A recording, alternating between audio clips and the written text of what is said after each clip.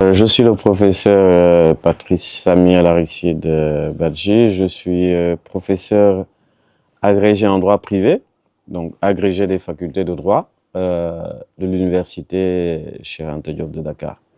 Oui, en fait, comme vous pouvez le constater à l'examen de la 4e de couverture, ce nouvel ouvrage intitulé Le secteur extractif sénégalais, mines, pétrole et gaz, s'inscrit dans la suite logique du premier ouvrage qui avait été rédigé, mais consacré exclusivement au secteur des hydrocarbures. Or, le secteur extractif englobe, outre les hydrocarbures, le secteur minier.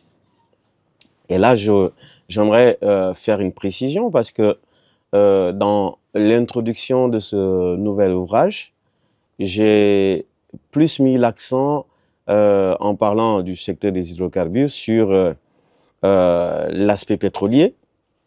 C'est vrai que le Sénégal est plus un pays gazier que pétrolier, mais ce qu'il faut comprendre, c'est que même le secteur gazier est soumis aux dispositions du code pétrolier, notamment la loi numéro 2019-03 du 1er février 2019 portant code pétrolier. Mais c'est le secteur amont gazier, puisque à côté du secteur amont gazier, vous avez le secteur intermédiaire et le secteur aval, gazier. Le secteur intermédiaire et aval gazier est lui soumis à une loi de 2020.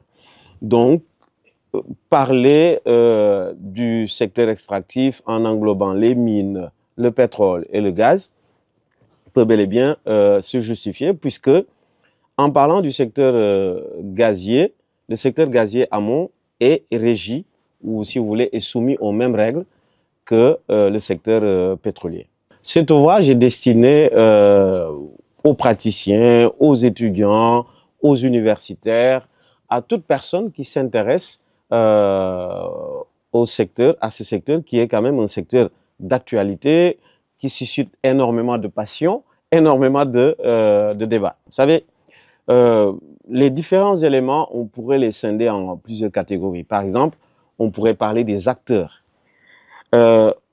Certainement, quand on parle des acteurs du secteur, on pense de façon très prompte aux compagnies pétrolières, gazières, aux compagnies minières. Oui, ce sont des acteurs majeurs.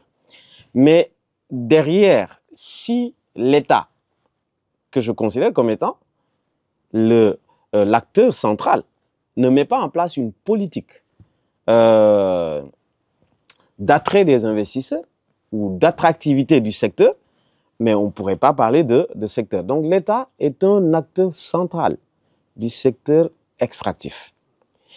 Et quand je parle de l'État, je pense plus au président de la République, parce que qu'on le veuille ou pas, c'est lui qui définit la politique extractive.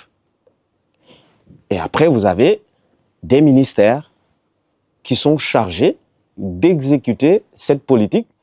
Mais à côté des ministères, vous avez ce que j'appelle dans l'ouvrage des institutions d'appui. Aujourd'hui, par exemple, on ne peut pas parler d'acteurs du secteur extractif et oublier par exemple la SOMISEN, et oublier le FONSIS, et oublier le Comité national de suivi du contenu local, et oublier la Petrosen. Vous voyez qu'il y a, et aussi, oublier par exemple le COS-Petrogaz, le Comité d'orientation stratégique du pétrole et du gaz. Donc il y a plusieurs acteurs, n'est-ce pas, qui interviennent dans ce secteur.